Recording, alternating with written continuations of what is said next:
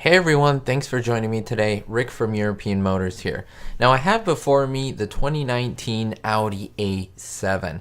Now I really wanted to show this to you because of one major detail, but we'll get to that in just a little bit. Of course the A7 is pretty much the flagship model just right below the A8. And of course the Audi R8. However, the A7 is great because it shows us a sedan with all the new quirks and just the new look that Audi is going for. I just wanted to go through some of these things. For example, these headlights, the stripe headlights that Audi's going to do, and now this hexagon type grille, which is interesting because the Huracan has all of these hexagon shapes on it. You may think, well, what does Lamborghini have to do with Audi? Well, of course, Audi produces Lamborghini, so I don't know if that's kind of trickling down from Lamborghini itself or Lamborghini design. Now moving over to here, you see just the striking lines on the hood, and just, of course, it's very similar to the A7 we have now, but there are a few design cues that I really want to point to, primarily in the back, and we'll get to that in just a little bit. Of course, this is another color,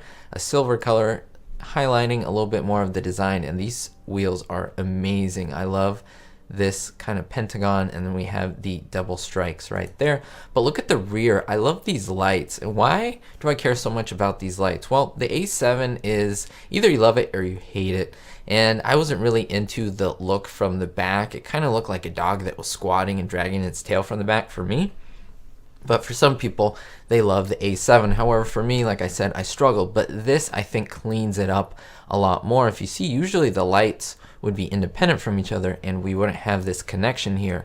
The third light would usually be above on here. Now we do see an option here for a wing to pop up, so that is great, while not disturbing the lights here. And I love this connected view. Or this connected look. I think Audi's going in the right direction, and this signals what the A5, the A4s, the A6s of the future will look like, trickling down from this design cue. So this is coming from Audi, of course. Very excited to see it happen. Now there isn't too much information in terms of what is confirmed. Apparently the entry model will have a 3.0 liter turbocharged V6, around 340, 350 horsepower with pretty good gas mileage.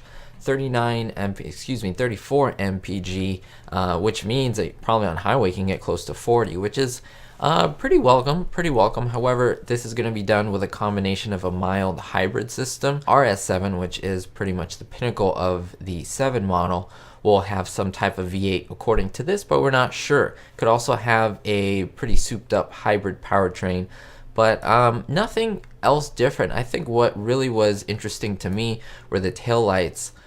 Just because it's a radical design for Audi and what they're trying to do. And looking at the interior, also very interesting how we have a couple of iPad looking things here, as well as for the dashboard. It seems like everything is going towards screens the more and more it happens, and this really nice beautiful shape in here, which I really love, and especially here where we have all the air conditioned vents, how it seems to be one piece. I think that's wonderful and beautiful. So I think Audi's going in the right direction. I think people will start to pick up on this and maybe make a lot of people turn away from Mercedes and BMW onto Audi.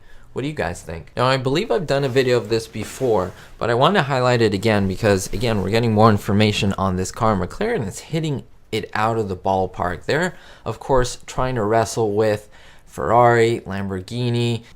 McLaren is trying to force these guys out of the competition, and let me tell you, for not being on the market for too long, they're doing a very good job. This is, of course, the 2019 McLaren P15. They're calling it the Mule. That isn't, I believe, the official name. It's just what they're calling it now, and it's really interesting seeing all these design cues. We see the 650-esque type lights over here. However, we see a lot of these intake parts or intake moldings seem to be kind of fitted on here. This doesn't mean that this is exactly going to be what the car is going to look like, but it gives us a good indication of shape, gives us a good indication of structure. You see these kind of lines here, which are bars that are kind of holding the structural rigidity, so that makes you think that the car is not going to have this. So for some type of reason they have this on here, maybe to hide what it really looks like, who knows.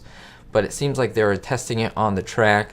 Just looking at a couple of these photos, you can see very similar design from the mirrors over here on both sides. You will see the air vents going into the engine themselves, but I think the most striking thing, and it's kind of puzzling, is the rear of the vehicle. and that is this huge wing. This is very atypical. This is not typical of McLaren at all. You know, the P1, or if you think about the 620, all of these vehicles, they have the wing that kind of retreats into the car. However, you do see this shape where it comes in, which would clue up a perfect place for a wing.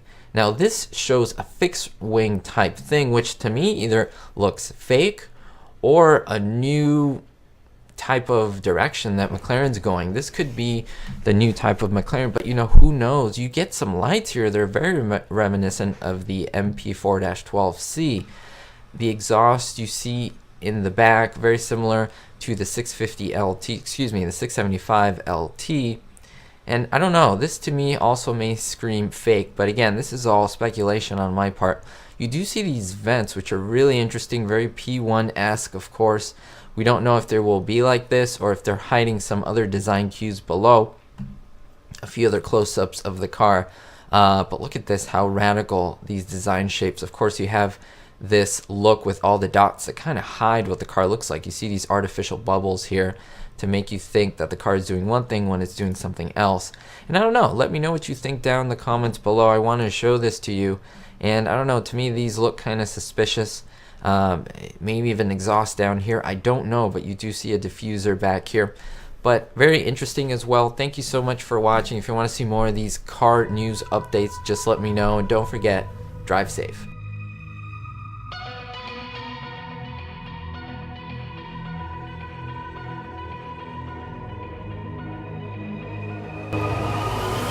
Like a broken soul in a wonderland without angels.